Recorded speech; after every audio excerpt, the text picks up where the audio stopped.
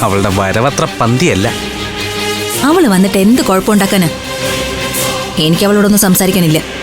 ബാങ്കിൽ കൊടുത്ത ഡോക്യുമെന്റിനെ കുറിച്ച് ചോദിക്കാനായിരിക്കും അവൾ വന്നിരിക്കുന്നത്. വ്യാജരേഖകളാണെന്ന് അവൾ മനസ്സിലാക്കി കാണും.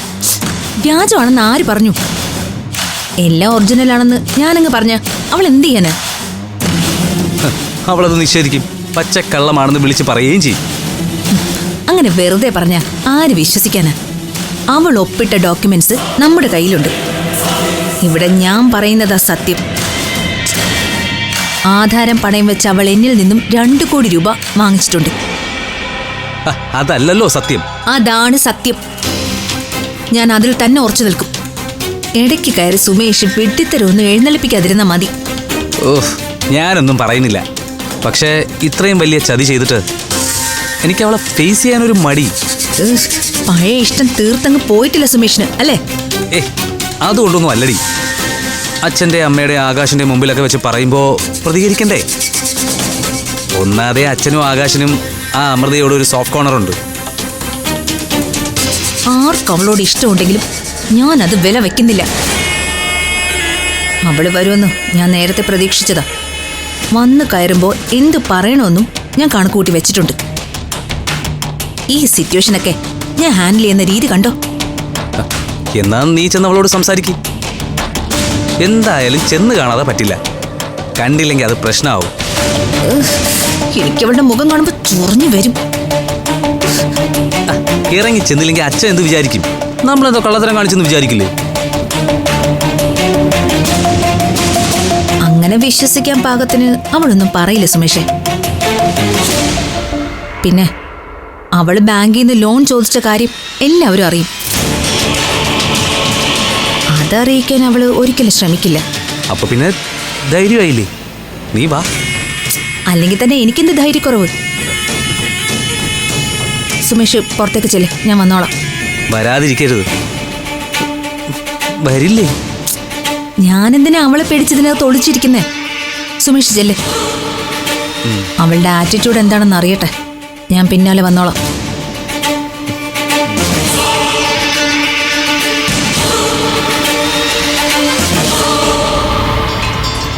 മോളുടെ എൻഗേജ്മെൻറ്റോട് ഉടനെ നടത്തേണ്ടതായിരുന്നു. അതിനി വൈകിക്കരുത്. മാമൻ അഭിമന്യുവിനെ ചെന്ന് കാണട്ടെ. തൽക്കാലം അനിയത്തിമാരുടെ കല്യാണം നടക്കട്ടെ, പിന്നെ എന്താ വേണ്ടെന്ന് ആലോചിക്കാം. ഇപ്പൊ ഞാൻ അവരുടെ കല്യാണം നടത്താനുള്ള ഓട്ടപ്രദർശനത്തിലാ. മോളെ, ഒരുപാട് ഒരുക്കങ്ങളൊന്നും വേണ്ട. ആർഭാടത്തിന് കൂടുതൽ കാശ് ചിലവാക്കരുത്.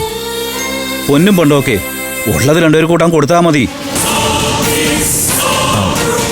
അപ്പോ അവർ ദേശിക്കോ? അത് പിന്നത്തെ കാര്യമല്ലേ. അവര് 2 പേരെയും സന്തോഷത്തോടെ മണ്ഡപത്തിൽ ഇറക്കണം. എനിക്ക് അത് മാത്രമുള്ളൂ വിചാരം. ആകെ ഉള്ളത് 60 പവനല്ലേ? അത് 2 പേർക്കും കൂടി കൊടുത്താൽ എന്ത് കിട്ടാനാ? 30 പവൻ കിട്ടത്തില്ലേ? അതുപോലെ. അതെ, എനിക്കൊന്നും വേണമെന്നില്ല. സ്വർണത്തോടൊന്നും എനിക്ക് താല്പര്യമില്ല. നിനക്ക് താല്പര്യം ഉണ്ടാവില്ല. കാശിന്റെ വിലയൊന്നും നിനക്കറിയില്ലല്ലോ. ആ 60 പവനും അഖിലേക്ക് കൊടുത്തു വിടുമെന്നാ ഞാൻ വിചാരിച്ചത്. ഞാൻ വിചാരിച്ചിട്ടില്ല. ഞാൻ വിചാരിക്കാത്ത ഒന്നും നീ വിചാരിക്കണ്ട. ആ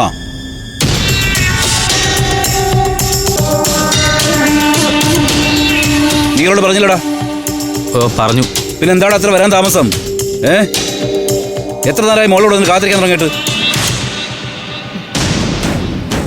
കാണാൻ വന്നത് VIP ഒന്നും അല്ലല്ലോ. കുറച്ച് കാത്തിരുന്ന എന്താ കുഴപ്പം? എത്ര നേരം വേണമെങ്കിലും കാത്തിരിക്കാം. എനിക്ക് നിന്നോടൊന്ന് സംസാരിച്ചാൽ മതി. സംസാരിച്ചു. എന്താ കാര്യം?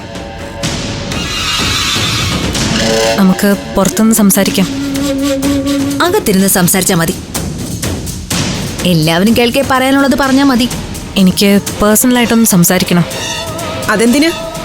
ദേ, ഇവിടെ ആരും ആരോടും ഒന്നും മറച്ചു വെക്കാറില്ല. അതെ, എന്നോട് ദിവ്യ ഇതുവരെ ഒരു കാര്യവും പറയാതിരുന്നിട്ടില്ല. ഞാൻ പറഞ്ഞല്ലോ, എനിക്ക് ദിവ്യപ്രഭയോട് മാത്രമായിട്ടാണ് സംസാരിക്കാനുള്ളത്. പരസ്യമായിട്ട് ഞാൻ എന്തെങ്കിലും പറഞ്ഞാ അത് നിന്നെ തന്നെ ബാധിക്കുള്ളൂ. പിന്നെ സംഭവിക്കുന്നതിനൊക്കെ നീ മാത്രമായിരിക്കും ഉത്തരവാദി. ഞാൻ പുറത്തുണ്ടാവും. 2 മിനിറ്റിനകം നീ വരണം. മോളെ ഇതെന്തോ കുഴപ്പമുണ്ടാക്കുന്ന കാര്യമാണല്ലോ. എന്തെങ്കിലും ആവട്ടെ, പറയാനുള്ളത് കേൾക്കണം, അതാ അതിന്റെ മര്യാദ. നീ ചെല്ല് ദിവ്യേ. ആർക്കും ദോഷം വരുത്തുന്ന കാര്യങ്ങളൊന്നും അമൃത മോള് പറയത്തില്ല.